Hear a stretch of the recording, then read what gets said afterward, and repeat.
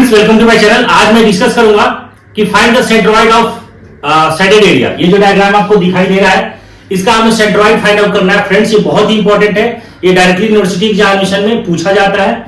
और ये जो डायग्राम आपको दिखाई दे रहा है, इसका शेडेड पोर्शन का हमें सेंट्रोइड फाइंड आउट करना है। तो सबसे पहले आपको क्या करना है, रेफरेंस एक्सिस कंसीडर करना है। तो हमने यहाँ पे ये रेफरेंस एक्सिस ले लिया और दूसरा हमने रेफरेंस एक्सिस यहाँ पे हम लोग एज्यूम कर लेते हैं, ये रेफरेंस एक्सिस यहाँ पे देखिए। और यहां में दिखाई क्या दे रहा है कि this section is symmetrical about क्या है, वाई एक्सिस है, ये सिमेट्री है। ये वाला सेक्शन जो है, जो डायग्राम हमें दिख रहा है, तो उस कंडीशन में हमारा क्या होगा, x1 इक्वल टू 0 होगा। तो मैंने यहां पे देखिए लिखा है कि this section is symmetrical about Y axis, so x1 equal to 0। क्योंकि हमारा क्या होगा, इसका जो x1 क्या होगा, 0 होगा, जो सिमेट्री है ये। अब हम लोग करना क्या है, हमें शेडेड पोर्शन का निकालना है। तो इसको हम सबसे पहले पार्ट बाय पार्ट डिवाइड करेंगे। तो देखिए हमने यहां पे एक पार्ट इसमें डिवाइड कर दिया, ठीक है, और दूसरा हमने इस पार्ट में आपको डिवाइड कर दिया।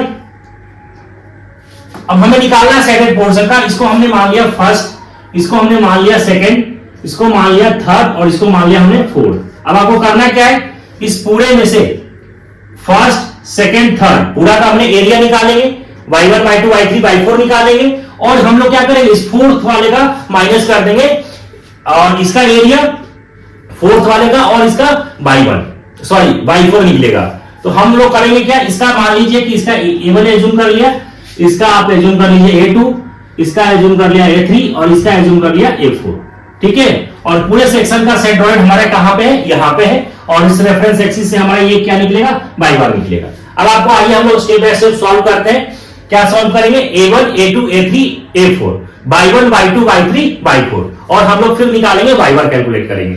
तो हम लोग चलिए स्टेप बाय स्टेप सॉल्व करते हैं। अब हम यहां पे देखिए कि यहां से x1 A1 निकाल रहे हैं, तो एरिया कैसे निकलेगा, length into width into height.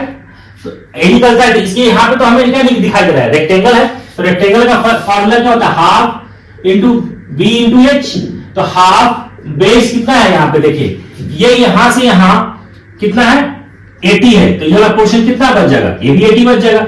अगर ये हमारा यहां से यहां पोर्शन ये आपको 80 दे रखा है, तो ये भी पोर्शन हमारा कितना हो जाएगा, 80 का रह जाएगा, ठीक है। तो half into base 80 into height कितना 150। तो जब आप इसको सॉल्व करेंगे तो ये आपको आएगा 6000 mm का स्क्वायर, ठीक है। इसी तरीके से आप निकालिए यहां से y1 निकालेंगे तो क्या हो जाएगा, h/3।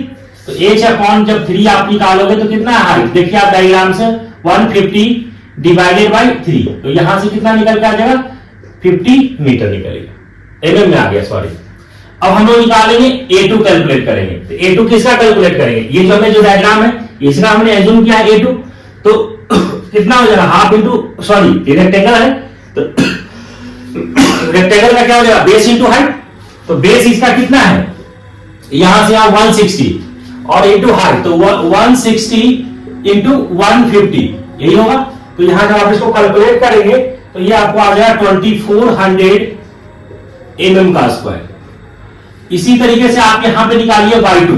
तो देखिए रेफरेंस एक्सिस तो हमारा यही है और यहां से आपको y2 कैलकुलेट करना। तो यहां से यहां हाइट कितना है 150, तो y2 इसका हाफ कितना हो जाएगा, 150 डिवाइडेड बाई 2, यही तो हो जाएगा आपका 150 डिवाइडेड बाई 2। ये आपका आ गया 75 mm आ गया। अगेन हम लोग अब निकालेंगे यहां से A3, थर्ड वाले का एरिया कैलकुलेट करना है। तो देखिए थर्ड वाले का एरिया ये है, ये हमारा थर्ड रेक्टेंगल दिख रहा है, तो half into base into height. तो ये कितना है आपका हाफ, ये वाला कितना हो गया 80 और हाइट भी कितना है इसका 150। तो हाफ इंटू 80 इंटू हाइट कितना 150। इसको कैलकुलेट करेंगे तो कितना आएगा आपको 6000 mm का स्क्वायर, ठीक है। और अब आप निकाल दीजिए यहां से y3 निकालेंगे तो कितना आ जाएगा, h/3 अगर आप निकालेंगे तो 150/3, ये आपको निकलेगा 50 mm। अब आपको निकालना है, क्या निकालना है, A4 कैलकुलेट करना है, A4 और y4 यही तो कैलकुलेट करना है। तो A4 जो आप कैलकुलेट करेंगे और यहां देखिए फोर्थ वाले का क्या है, सेमी स्क्वायर है। तो इसका हम लोग जब निकालेंगे तो क्या हो जाएगा, π/2 इंटू फार्मूला होता है π/2 इंटू r का स्क्वायर। π/2 का वैल्यू हम लोग लेंगे यहाँ पे 3.14, रेडियस यहाँ पे दे रखा है आपको 100 इसका स्क्वायर। जब आप इसको कैलकुलेट करिएगा फ्रेंड्स तो ये आपको आ जाएगा 15710, ये आ गया इतना mm का स्क्वायर।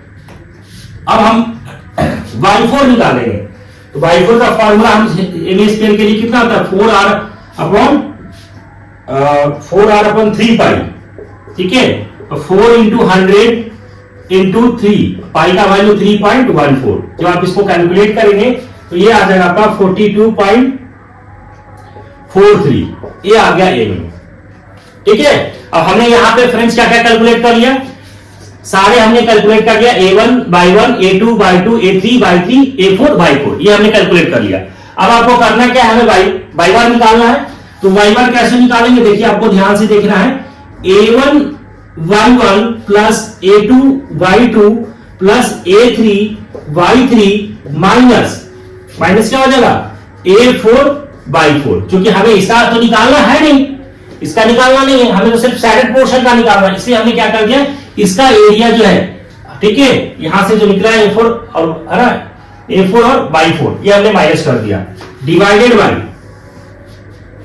टोटल एरिया होता है, ठीक है। तो टोटल एरिया कैसे निकालेंगे आप, यहां से जब आप कैलकुलेट करेंगे तो टोटल एरिया जो लास्ट का जो एरिया होगा क्या करेंगे हम लोग माइनस करेंगे। तो देखिए यहां से कैसे निकलेगा, A1 plus A2 plus A3 minus का क्या हो जाएगा A4 होगा। जब आप इसको सॉल्व करेंगे तो यहां से आपको सॉल्व करने के बाद आ जाएगा 85.43 mm, ये आपको आंसर आ जाएगा, ये जो आप कैलकुलेट करेंगे। तो दैट मींस यहां से हमें क्या क्या कैलकुलेट हो गया, यहां से अब आपका y बार आ गया 85.43, ये आ गया इतना mm आ गया, ये आंसर हो गया। फ्रेंड्स ये बहुत इजी है, आपको स्टेप बाय स्टेप आपको सावधान से सॉल्व करना है। आई होप समझ में आ गया होगा। चैनल में पहली बार आए तो चैनल को सब्सक्राइब कर लें, नोटिफिकेशन को ऑन कर लें। Thank you.